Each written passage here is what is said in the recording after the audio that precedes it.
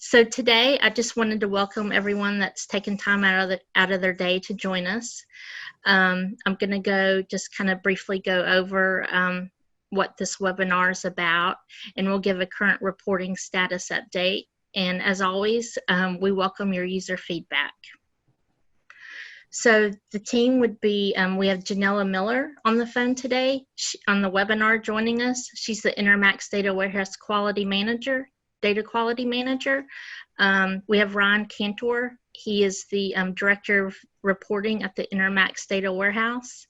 Maceo Clige, who's our Clinical Data Analyst and is very involved in all the reporting.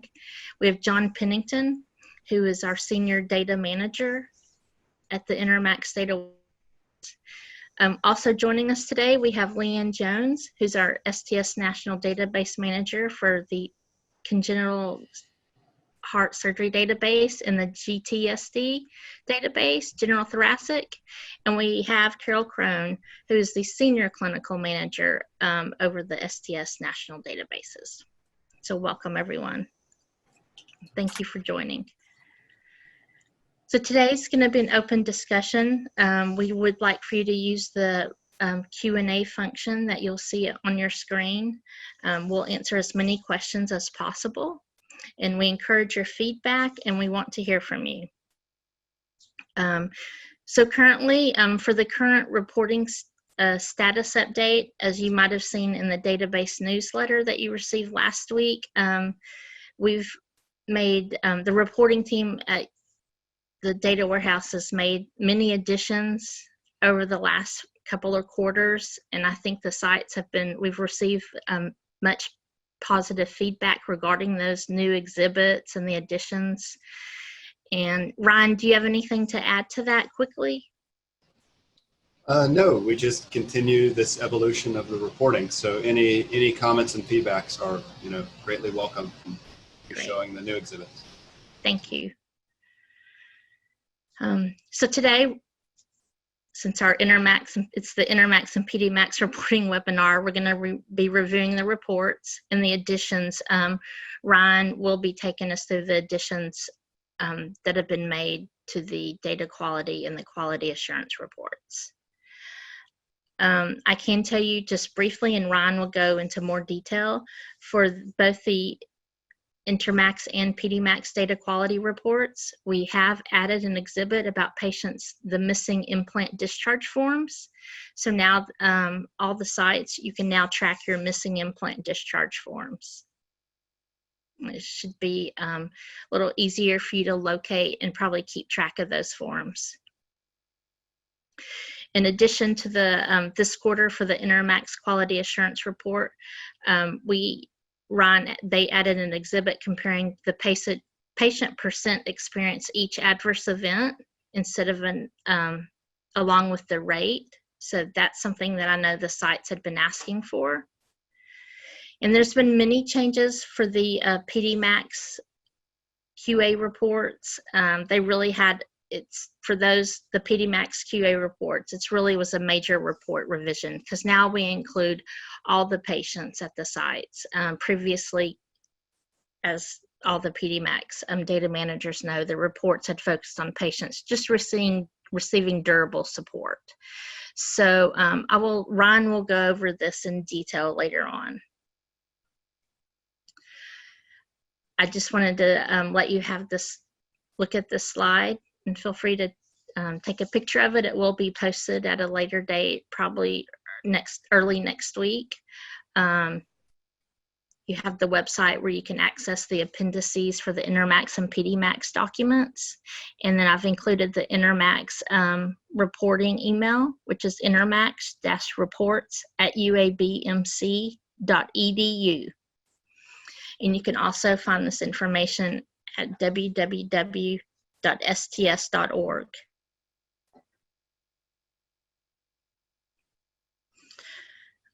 So I think, Ryan, if you would like to begin sharing, turn it over to you.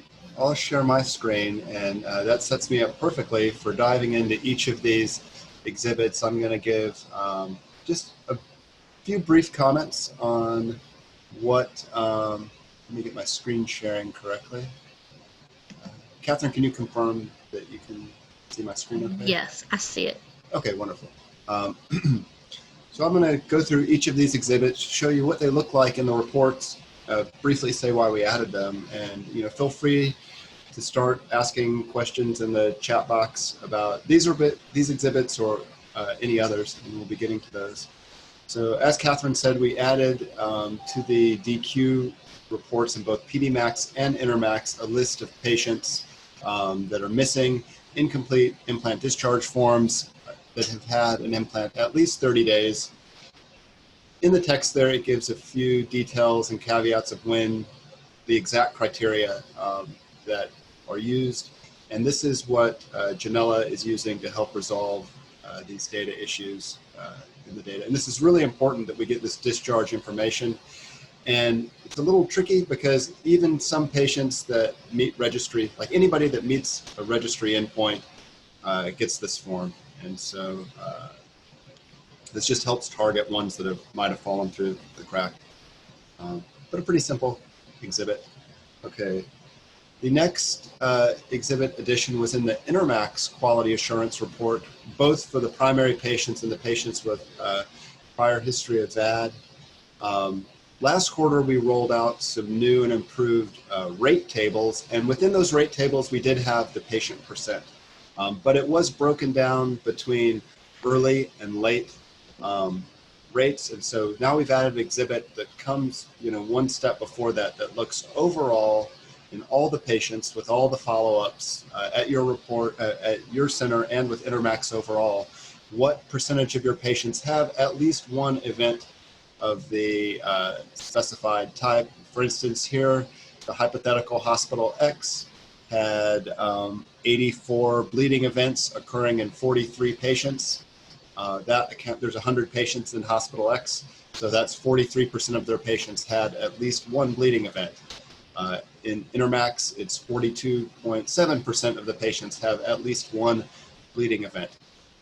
We had a prior exhibit that showed something that looked kind of similar to this exhibit, but the percentage was not patient percentage. It was the percentage of all, like what percentage of the events that you reported were each of these types, which was numerically accurate, but not useful for comparing, to the larger intermacs cohort. This is a useful number for comparing. There is one side note with this, and we have it written on the exhibit, that this comparison of the number of patients experiencing an event at your site versus all of intermacs does not include the varying amount of follow-up time. That's what a rate does, and that's why rates are very useful. But this is useful too. It's just not the entire story. So we hope this helps folks that want to look at the data in this manner, and I would suggest looking at it in this manner and looking at the rate that's provided also. Okay, so the majority of the edits that took place this year were in Pedimacs. In Pedimacs, historically, we have only reported quality assurance reports for patients that received a durable implant. For those folks that are not familiar with how Pedimacs collects data, it collects information on both temporary devices and durable devices. So when it was founded, it was mostly durable devices, but now there are many more temporary devices, and there are some patients that shift from temporary to those durable devices. So in some sense, this is a lot like intermacs with the patients that had prior support in that discussion. So as I go through these edits, this is actually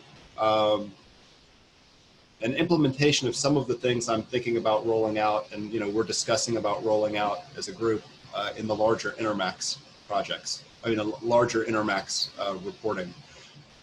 So, our main goal was to make the Pedimacs QA report reflect all of the patient data. And so to achieve this, we broke the report down into 3 sections. One about all of the patients, just some counts about all of their patients, and then dividing those patients into 2 groups, patients that received at least one durable device and patients that only received temporary devices. So let me go to the next slide. So in the report, you'll see these new counts, and I'll show you what that looks like for all your patients. And then it divides the patients into 2 groups. This group that had at least one durable device. That's section 2. This is exactly the report that has been given out up until now. And we did not make any edits in this report. Some of the exhibit numbers changed and whatnot, but it is the exact, we didn't take anything out. We didn't add anything new. It's just all the same information for patients. Time 0 is when they get their first durable device, regardless of if they've had prior temporary support recorded in the registry or not. And what I hope people find exciting, and this is the really new stuff, is the section 3. So this will be similar exhibits. We haven't replicated all of the exhibits yet, but we have the bulk of the patient characteristic tables and the top level patient survival and competing outcomes. So still a work in progress on this section, but we have the bulk of the information that was provided for previously only the durable patients to now patients that receive temporary devices. So let me show you what that first exhibit looks like. So for all patients here, you have Hospital X. There's 48 patients at Hospital X that meet the study inclusion criteria for this report. 17 of those patients only received temporary support, and 31 received at least one durable. You see the breakdown for Pedimacs overall. For the different device, for these different groups, we say what the device class was, whether or not they were implantable continuous, paracorporal, pulsatile, or TAH for the durable devices, and what general class of temporary support they received. So you can see the bulk of these patients are patients who received, at least starting their support entered into Pedimacs with paracorporal continuous devices, are the bulk of these temporary devices.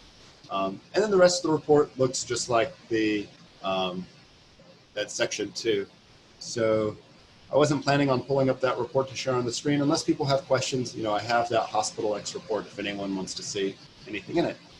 So these are our latest report edits.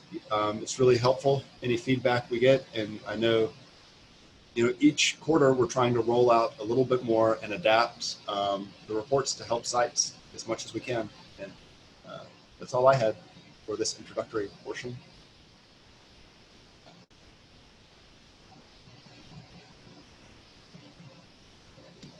Okay, great. Thank you very much, Ryan. Appreciate it.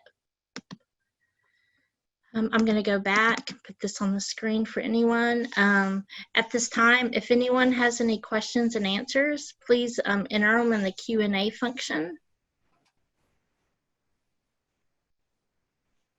I can't believe we don't have any questions. I know you guys have questions about the reports. Yeah, somebody has to have something.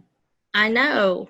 Have we received any questions, Catherine, that maybe have come in separately that maybe you've responded to that would be helpful? No, we actually, I went through those the last few days, and Macy and we haven't received any through the mailbox.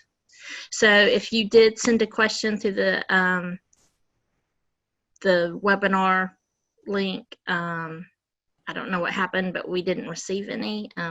I've reviewed it a few times. But at this time, you also receive, along with your quarterly reports, the SAS data sets, and John Pennington handles those. And John, I don't know if you would like to just briefly discuss those, or just let them know when the COVID-19 data will be wrapped up in those. Sure. It looks like we also got a reports question, but I'll touch on that quickly. The slide data sets that are our analytic data sets each quarter on a calendar quarter, I distribute 4 of those for each of the participating centers. And back in April for Intermacs, and just recently at the end of June for Pedimacs, we added COVID questions, as you all probably know, to pre-implant, follow-up, discharge, the infection adverse event, and then 1 question to the death form to see if COVID contributed to death. So those variables accompanying those questions will all be included. They weren't in the last quarter's data sets because they weren't collected yet, but when I run the data sets for you all next month, they'll all be included in those that will come out for, I guess that'll be Q2. It'll be the data through the end of June. Thanks, John. Appreciate all your work on that and getting those out. Thank you. Thanks everybody that enters data that gives us something to use. Okay, it looks like we do have some questions. The first question is there an update on having more than one person per site having access to the reports?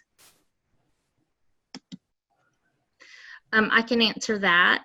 There is, we are in the process, as you know, back when, before the transition to STS, and for PHI reasons, John May can speak to this also, but just because of really the PHI reasons, we were only allowed to send the reports to, we had to really send them to one person, and it was the site administrator. Now we sent it to the PI, so it was 2 people, but we've never had multiple, like a backup person receive the reports. But on the, I know I've been talking to other members of the, at the Intermacs data warehouse, and they're working on this. So I'm hopeful that that will be soon. So you can have more than just the site administrator receiving the reports, because I know that's difficult because they may be out or sick, and it's, you know, so I know it's nice to have multiple people be able to download the reports. So we are working on that. The next question is, I may have missed this, but were the changes that were just presented to the reports available in the latest reports? That adverse event section broken down differently is not on my latest reports, the ones that came out a few weeks ago. So if you could please clarify, I believe, Sheena, if you can just let me know if you're referring to intermacs and Pedimacs. But I believe the AE, the percentage was for intermacs, but Ryan, I'll let you elaborate on that.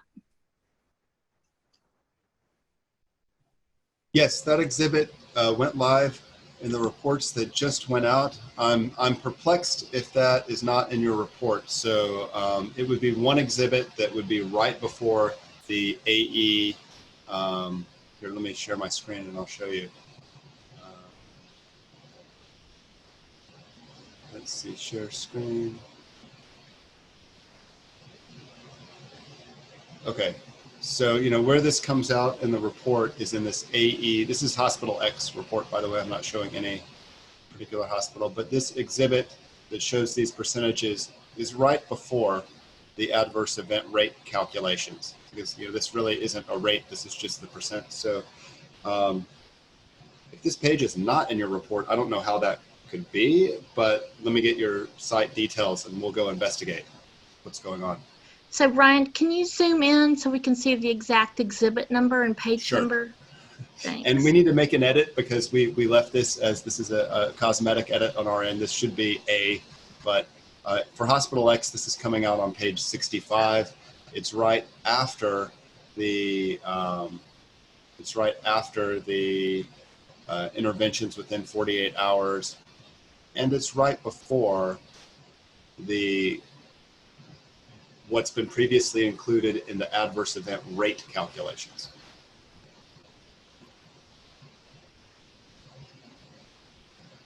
Okay. Thank you, Ryan.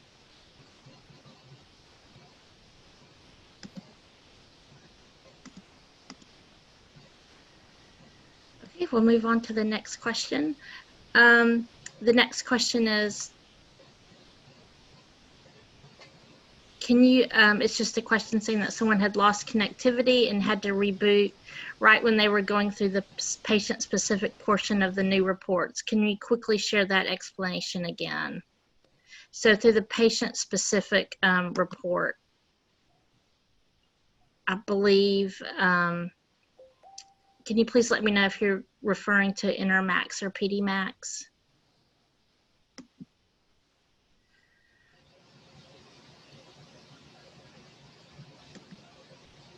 And the next question is there an update on the new training manual that was said to be coming out, or if it is already out, where can it be found?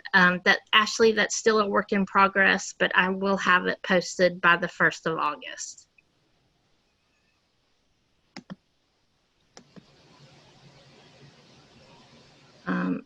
And the next question is, are we able to get outcomes data and survival curves broken down by age groups?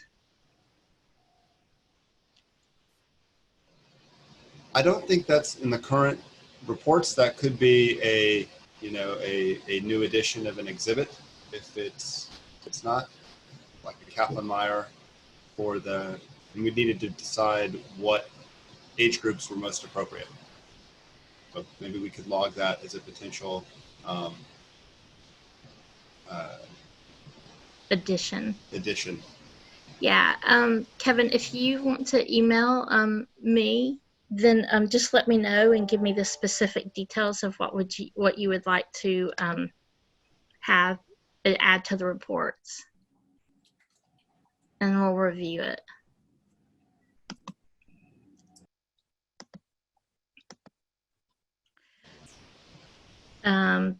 Okay, so Sheena, she was talking about the intermacs reports that were by patient. So Sheena, these slides will actually be available probably early next week.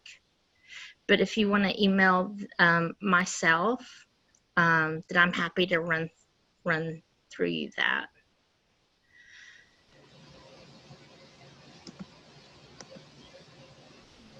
What was the exhibit number for that new adverse event section? I think it was 23, I believe. Yeah, we might have it, like it might be 23A in the reports, and I have it in the main site reports in 23X as a placeholder in Hospital X. So sorry if that caused confusion. It's one or the other, but it sounds like the exhibit was found. Okay. Yeah, it's 23A. I just checked, Ryan. It's 23A in the reports that went out to the sites. Okay, so we just have to go get, because we made Hospital X first, so I just had that as 23X, and then we got it 23A in the main reports. We just got to get it back in the Hospital X to be the same. Sorry for that. That's okay. Thank you, Janella. Sure. The next question, apologies if this question has been asked. I joined late. I can rewatch if it was addressed, but if not, for the outcome part of the reports, when it refers to bridge to candidacy, DT, and listed status, is this the status at the time of implant, or are these figures updated with updates to patient status? I can speak to this. Okay. It's stratified by the device strategy at the time of implant. So it's not incorporating changes while the patient is on bed. Okay, great.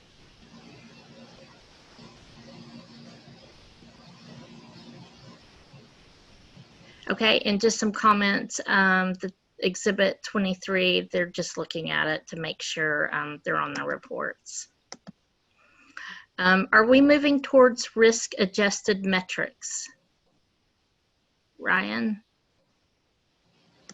So I would say as a enterprise-wide, yes, I know that there's a ton of work to figure out what those key measures should be. From, I don't know, is it the task force, Catherine, that's looking into what are the quality? This is Carol. Right. The quality metrics task force that's looking into it right now.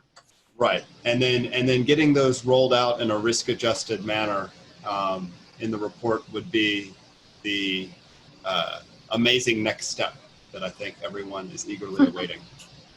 Yes, it would be, and I can just add to that.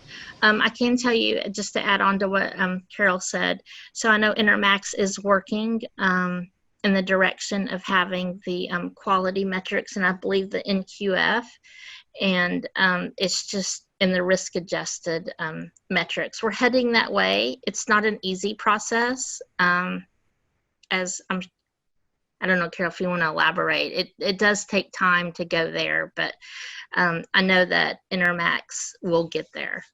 Sure. We're in the process of it. We are in the process of it, and they are working on building some models. I believe, I don't know how far they are along on that. Once they build the models, then they have to, they'll write a manuscript for it and make sure the models are published, and then we would start adding those into the reports, and then potentially using those for any type of other public reporting type initiatives that the task force thinks, that the Pedimacs task force thinks is appropriate. So it's a couple steps that we need, and sometimes it can take a little bit to get there, but it is in the process. Thank you, Carol. Mhm. Is it possible to run a report on a specific cohort of our patients? Well, we actually, Ryan, would you like to speak to the cohort comparison tool that's about to be launched? Sure. And there's a number of different options that you have. So I'll comment on the feature that Catherine just mentioned first. So one of the things that we hope to add to Intermacs and is in the works is the cohort comparison tool. Is that live now? I believe is that turned back on? It will be live.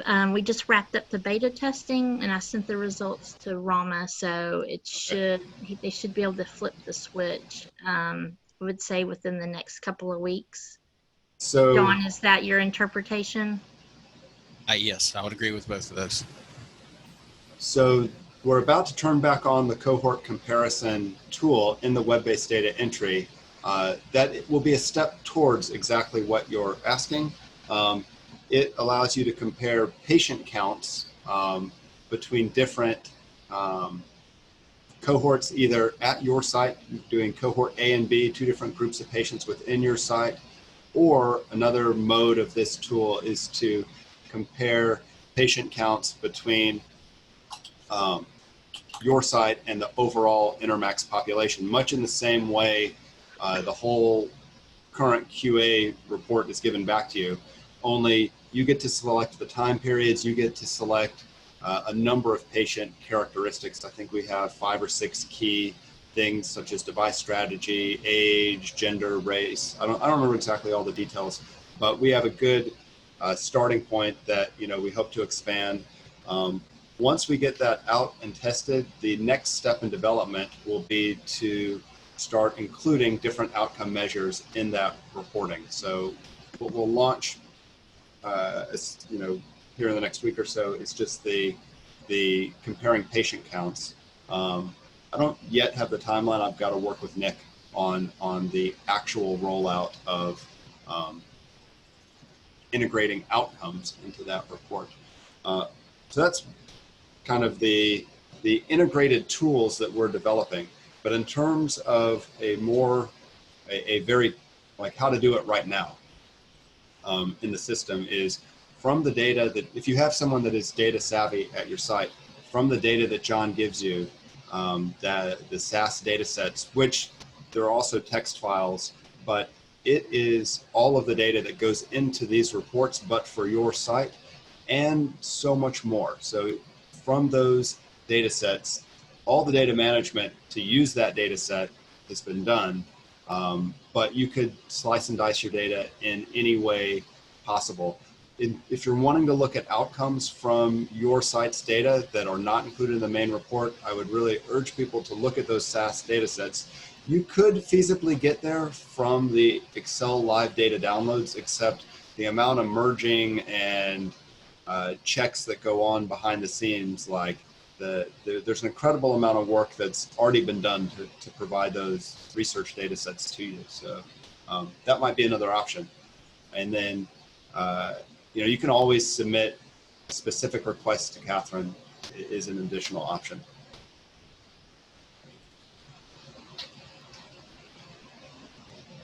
Sorry, I had a glitch.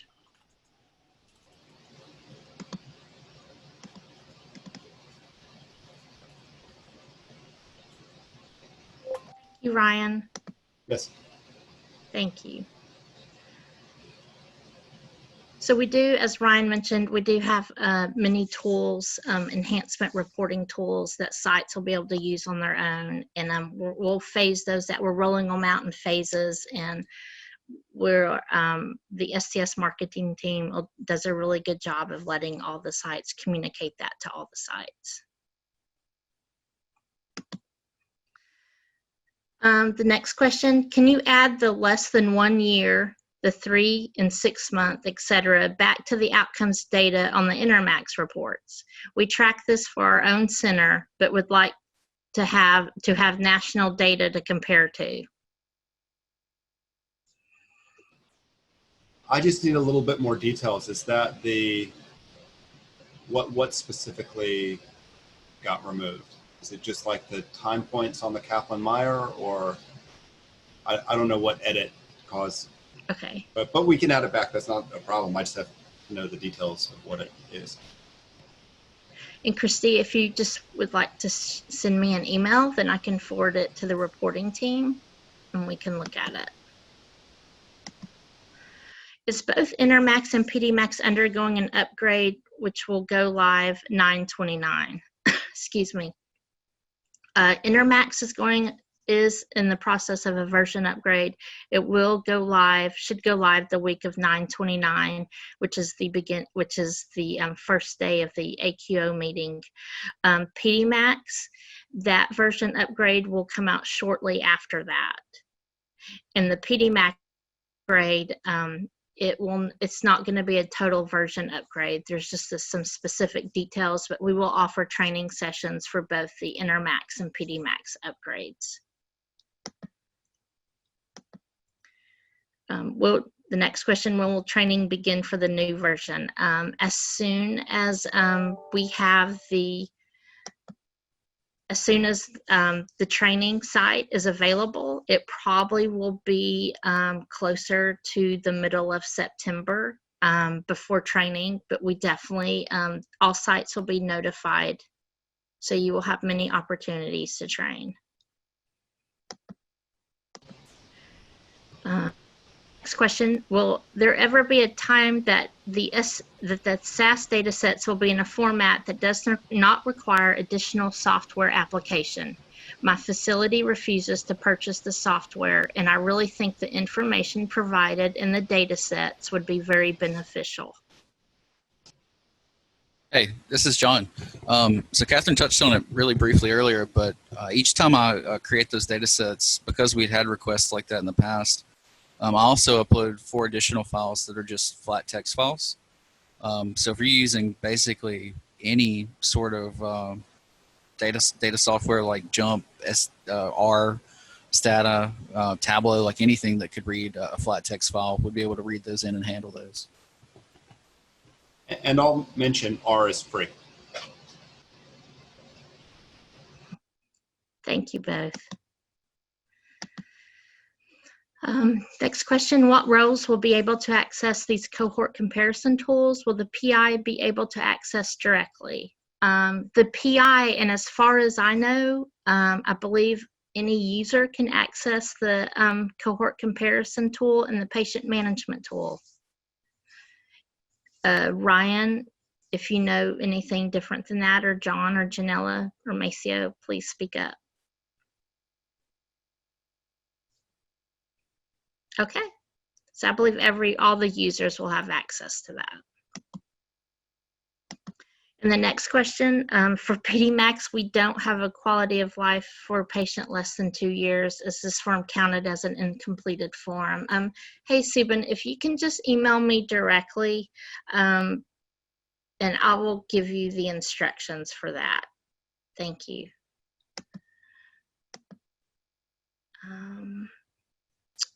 And then it looks like our last question so far is there any updates on if retro patients will be added to the reports?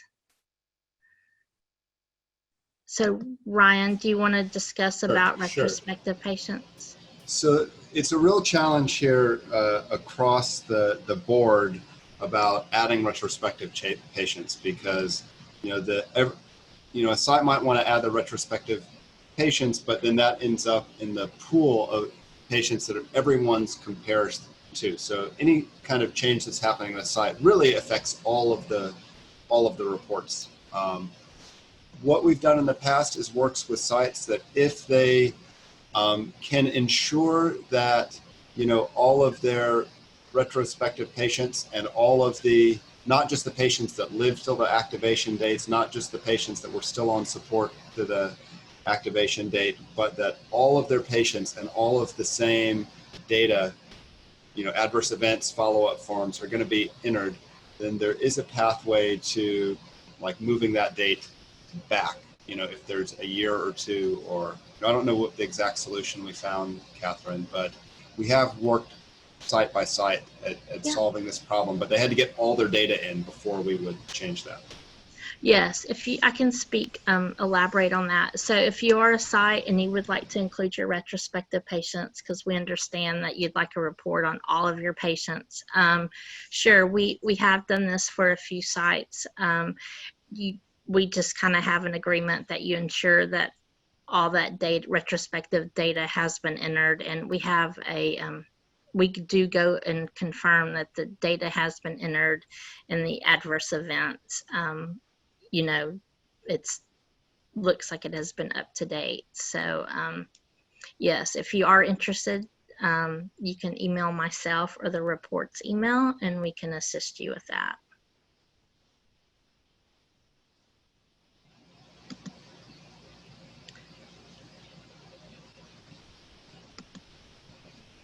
So I think we have a couple of more questions.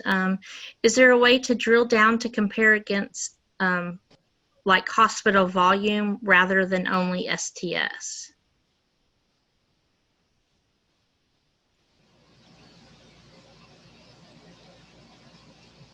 So if you could clarify that, Ryan. I think I understand the intent. It would be say, what is the outcome at similarly sized hospitals? And so this is an idea that's been floated a couple of times. And so it'd be great if they could email that to you, Catherine, to get it in the queue as a report request so that we can, collectively assess what that would take and if that's a direction we wanted to go in with the reports. Okay. We collect the volume and calculate the volume variable in the build, so that could be there for you to use, Ron. Right. It's going to be more about a question of does STS want to report and break it down that way? So I think that technically it's not a problem to add the exhibit, but it's but we need to make sure that's the and I think it'll be a conversation with your team, Catherine. Okay. Thanks, Ryan. And the next question is, do you have recommendations for software programs to track within our site the outcomes/adverse events for our patients, since there are patients that do not participate in intermacs, i.e. patients that previously refused participation when consent was needed?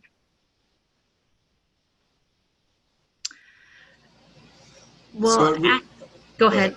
Go ahead, Ryan. Great. So it really depends on what you're trying to do. So if you're trying to do the exact same kind of Kaplan-Meier curve, survival analysis, adverse event rates, you're going to need software that implements those advanced statistical methods. So that's talking, we're at Intermacs, DCC, I think, I don't know, whatever it is now. We use SAS, we're a SAS shop, but pretty much any commercial product that's going to have something like that. If you have questions about SAS, we know a lot about it and how to use our data for that. In terms of open source free software, I can recommend R. If you're doing simpler analyses, you might be in just doing things like counts. You might be able to do some of that in Excel. And so if you have more detailed questions, feel free to reach out. I'm happy to provide any guidance I can. I love it when people want to use the data, so it's great. Right. And so you obviously know, Chelsea, that consent's not required anymore. So all your patients that are implanted can be entered into intermacs at this point. And then Jen was just saying, when in relation to the hospital volume question, yes, volume to volume. So I think we figured that out.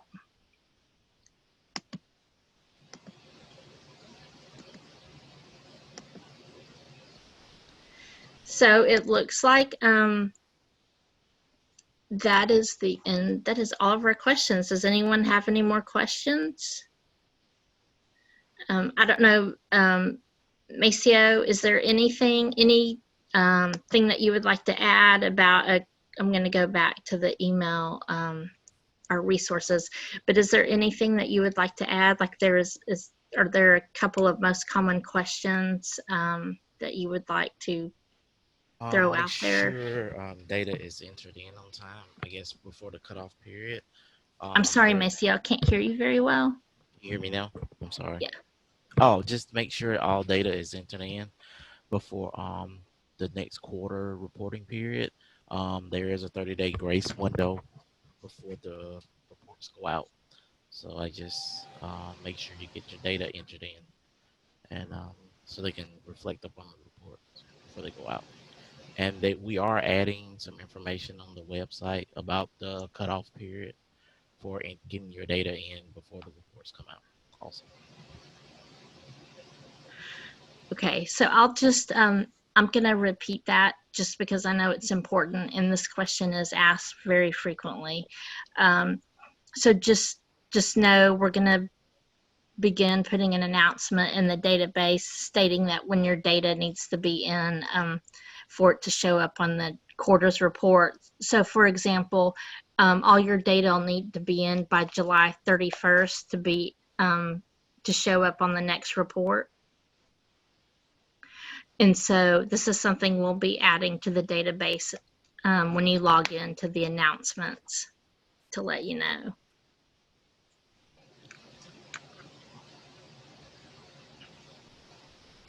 We have one more question. Someone's asked, so I've missed a lot of 6-minute hall walks, trail making, and quality of life forms due to COVID-19. How will this be accounted for within completion rates? I'll speak first, and then Ryan, you can elaborate if you add to it. So I can tell you, we did highly, and we still do, due to pandemic, due to COVID-19, to you can do a televisit, or you can do the quality of life over the phone, or you can mail it. And I know mailing it, I know most sites have a problem with that because they don't receive it back, but those are the options that are available. And Ryan, if you would like to speak to Sure. So it's going to be accounted for. Right. So on the particular exhibits that are in question, the 6-minute walk or the quality of life, anything that's not filled out will be represented there. You will see that as a large percent missing there. So, it is something that, if possible, the database is better when all that's entered.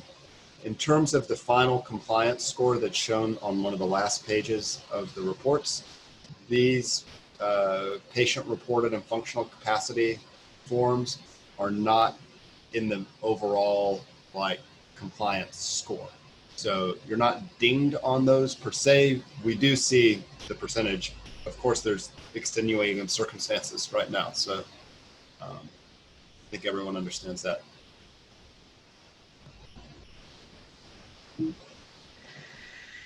Okay, thank you. I had one quick comment. One question we get often is who's in and who's out of the reports. And I just want to remind everyone at the end of each of the reports, there's an exhibit that has a list of patient IDs of who's not included in the reports. In Intermacs, we have it say why. In Pedimacs, I think it's something, it has the list of the patient IDs. I think we're still working on saying why, but that's usually a good starting spot. But if there's still any confusion, you can reach out to us and we can help. And it's always one of the inclusion-exclusion criteria. It's usually just helping everyone understand how the reports work.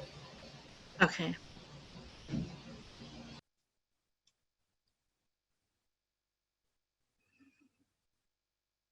Thank you, Ryan. So is the July 31st date just mentioned a 30-day extension from the Q2 coverage stop date, or has the quarter coverage stop dates changed? No, Kelly.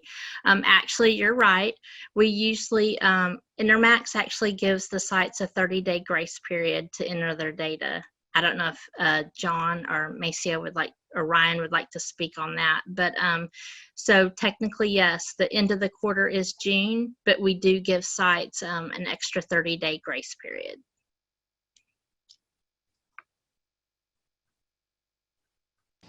And this is our normal reporting cycle that Yes. we're staying on. Correct. Nothing has changed with the intervals, or the quarters have not changed.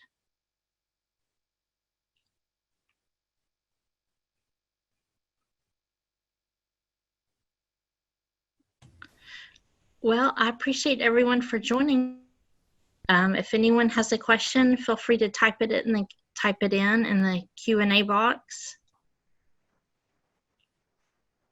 And Catherine, I just wanted to make a comment on the coverage date. Yes. So the coverage date is still, the cutoff is June 30th. Yes. They just have an extra 30 days to get that data in. So their July data that they enter before July 31st is not going to still be in the report, only the data before the end of June. Thanks for clarifying that. Yes. So if you plant an example in June and you entered it like July 20th, it would be in the report. Is that an example or not? Since it's, Yes, yeah, that's correct. that's what, okay. Thank you.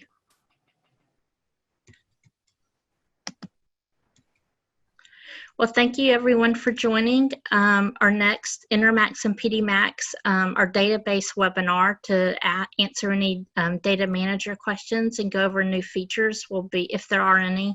I don't think there will be for this next webinar. It'll just be to answer any site questions that you may have. Will be July 29th at 1 p.m. Central Time. And the next Intermacs and Pedimacs reporting webinar will be October 15th, 2020 at 2 p.m. Central Time. It looks like we do have one more question, maybe possibly. Can you repeat the answer to the completion of the quality of life 6-minute walk and trail making? I'm happy to repeat it. Let me just tell everyone thank you for joining today, and I appreciate everyone joining and asking questions, and thank you so much for putting good quality data into the database. And if you ever have any, if you'd like any additions or suggestions for the reports, please, you can email myself or the reports email address. And to go back and answer the question about the quality of life during